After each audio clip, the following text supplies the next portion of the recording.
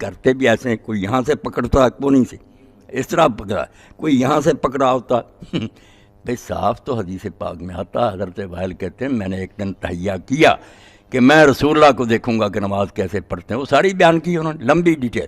کہتے ہیں آپ نے ہاتھ اٹھا کر باندھے, دیکھا یہ ہتھیلی جو تھی نا دائیں, ایس بائیں ہتھیلی پر تھی, یہاں تھے, یہاں یوں کوئی نہیں تھے, یہاں ہاتھ. بس یہ دونوں طریقے ہیں کہ یا یہاں سے پکڑ لو, یہ قبض کہلاتا ہے, ہتھیلی یہاں رکھو, یہ گٹ کو پکڑ لو, یا یہ ساری 4 انگلیں 5 انگلیں یہاں رکھو, وضع. یہ کوئی نہیں کہ کلائی پر رہ جاؤ اور کونیوں پکڑو, اور کئی لوگ یہاں باندھے ہوتے اس طرح, سنت بھی نہیں, کوئی علم بھی نہیں حاصل کرے. اور ابو داؤد اور نسائی کے اندر حدیث ہے کہ نبی علیہ السلام نے اپنا دایاں ہاتھ بائیں رسق را سین غین کف اور ساعد پر رکھا. ساعد کہتے ہیں کف سے لے کر کونی تک, یہ کف کا لفظ تو اردو زبان میں بھی استعمال ہوتا ہے, یہ عربی کا ہے, اور یہاں انگلی سے لے کے کف تک رسخ کہلاتا ہے, اور اس پورے کو ہم کہتے ہیں زیرا. اور یوں رکھیں گے تو وہ ایک خاص پوزیشن پہ آئے گا جو نہ بہت اونچا نہ بہت نیچا, ناف سے برل یہ اوپر ہی ہے. مرزا جیلمی گاہے بگاہے احادیث طیبات میں دجل, خیانت اور دھوکہ دہی سے کام لیتا رہتا ہے. اپنے ریسرچ پیپر نمبر 8 میں بھی اور اپنے نماز کے حوالے سے دیے گئے لیکچر میں مرزا جیلمی نے نماز میں ہاتھ باندھنے والی روایات میں نہایت دجل اور خیانت سے کام لیا, دھوکہ دہی سے, اور احادیث میں مذکور الفاظ کا ترجمہ غلط کر کے اپنی جہالت کا ثبوت بھی دیا. اس سلسلے میں یہ بات سمجھیں کہ نماز سے متعلقہ جو روایات اور احادیث آتی ہیں, امام اعظم ابو حنیفہ رحمۃ اللہ تعالی کا موقف اور ان کا اسلوب یہ ہے کہ وہ ایک مسئلے سے متعلقہ روایات کو جمع کر کے تطبیق دینے کے بعد اس پر عمل کا طریقہ بتاتے ہیں کہ تمام روایات کو تطبیق دینے کے بعد یہ رزلٹ اور نتیجہ نکلتا ہے, اور پھر اس کے اوپر عمل کیا جاتا ہے.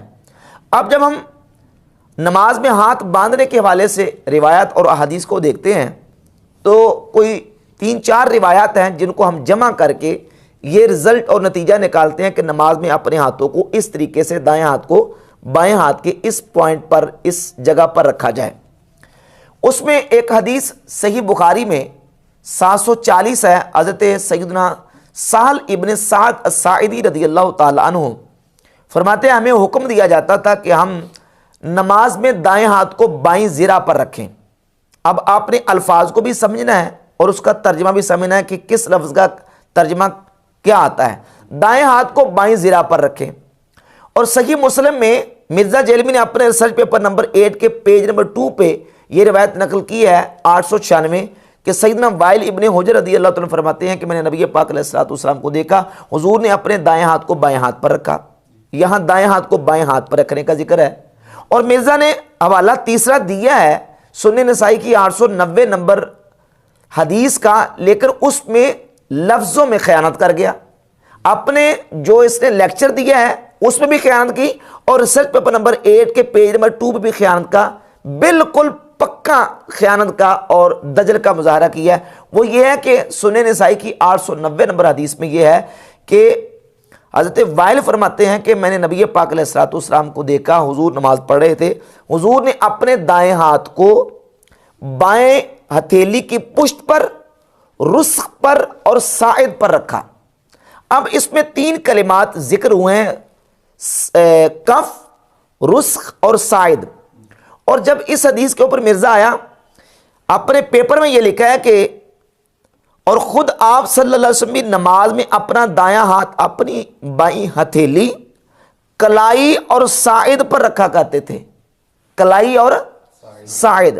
سوال یہ پیدا ہوتا کہ یہ ساعد کیا ہے؟ ساعد کس کو کہتے ہیں؟ ساعد کلائی کو کہتے ہیں.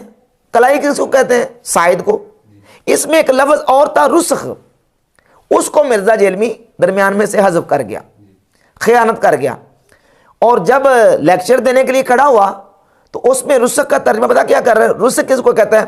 کہتا ہے یہ انگلی سے لے کر کف تک اس کو رسخ کہتے ہیں. یہاں انگلی سے لے کے کف تک رسخ کہلاتا ہے. انگلی سے لے کر کاف تک اس کو رسک کہتے ہیں، جبکہ رسک کہتے ہیں المفصل بین الکف والساعد، کلائی اور ہتھیلی کے درمیان یہ جو جوڑ ہے نا اس کو رسک کہتے ہیں۔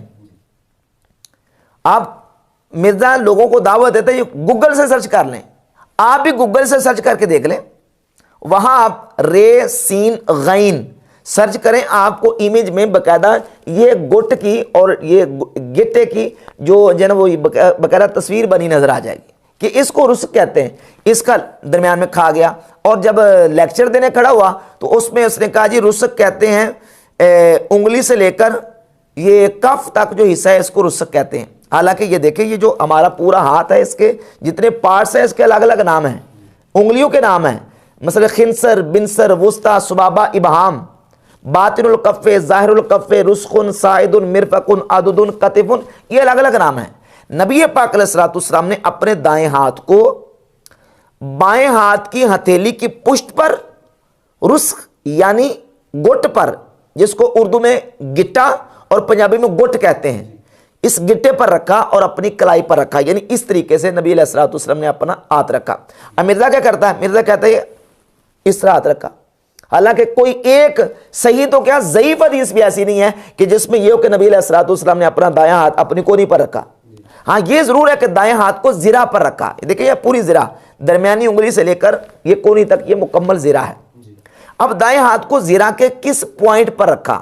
یہاں رکھے تب بھی زرہ، یہاں رکھے تب بھی زرہ، یہاں رکھے تب بھی زرہ، یہاں رکھے تب بھی زرہ۔ لیکن ہم نے یہ دیکھ رہے ہیں دوسری حدیث کے مطابق کہ دائیں ہاتھ کو بائیں زرہ کے پوائنٹ کس پر رکھا ہے۔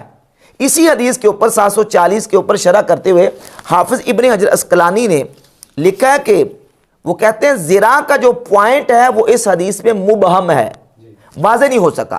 وہ پوائنٹ ہم نے تلاش کرنا ہے دوسری حدیث سے کہ زرہ کے کس پوائنٹ پر نبی علیہ الصلوۃ والسلام نے دایاں ہاتھ رکھا، تو وہ سنن نسائی کی 890 نمبر جو روایت مرزا نے نقل کی ہے اس میں موجود ہے کہ دائیں ہاتھ کو بائیں زرہ کے اس پوائنٹ پر رکھا کہ ہاتھ کا کچھ حصہ بائیں زرہ کی ہتھیلی کی پشت پر، رسک پر اور ساعد پر نبی علیہ الصلوۃ والسلام نے رکھا۔ اب اسی طریقے سے صحیح بخاری میں دیکھ لیں 1198 نمبر حدیث ہے صحیح بخاری میں، اس سے اوپر امام بخاری رحمۃ اللہ تعلیقاً سیدنا مولا علی رضی اللہ تعالیٰ عنہ سے روایت لے گئے کہ مولا علی نماز میں اپنے دائیں ہاتھ کو اپنے گٹے پر یعنی اس گٹ پر رکھا کرتے تھے۔ یہاں بخاری میں 1198 نمبر حدیث سے اوپر تعلیقاً موجود ہے، اور اس کی سند مصنف ابن ابی شیبہ میں موجود ہے، جس کو امام ابن حجر عسقلانی فرماتے ہیں کہ اس کی سند صحیح ہے۔ تو سیدنا مولا علی رضی اللہ تعالیٰ کے عمل سے اور نبی پاک صلی اللہ علیہ وسلم کے عمل سے یہ بات ثابت ہوئی کہ نبی کریم علیہ الصلوۃ والسلام نے اپنے دائیں ہاتھ کو بائیں ہاتھ کے اوپر اس انداز سے رکھا کہ کچھ حصہ بائیں ہتھیلی کی پشت پر، کچھ گٹے پر اور کچھ کلائی پر آ گیا۔ اب یہ ہے کہ جب ایسے ہاتھ رکھ لیا گیا تو اب ہاتھ باندھنے کہاں ہیں؟ تو اس سلسلے میں المصنف ابن ابی شیبہ میں امام ابو بکر ابن ابی شیبہ المتوفیٰ 235 ہجری امام بخاری کے استاد ہیں، اپنی سند کے ساتھ 3959 نمبر حدیث لے کے حضرت وائل ابن حجر رضی اللہ تعالیٰ عنہ سے وہ فرماتے ہیں رأیت النبی صلی اللہ علیہ وسلم وضع یمینہ علی شمالہ فی الصلاۃ تحت السرہ، کہ میں نے نبی پاک علیہ الصلوۃ والسلام کو دیکھا حضور نے اپنے دائیں ہاتھ کو بائیں ہاتھ پر ناف کے نیچے رکھا۔ حضور نے دائیں ہاتھ کو بائیں ہاتھ کے اوپر ناف کے نیچے رکھا۔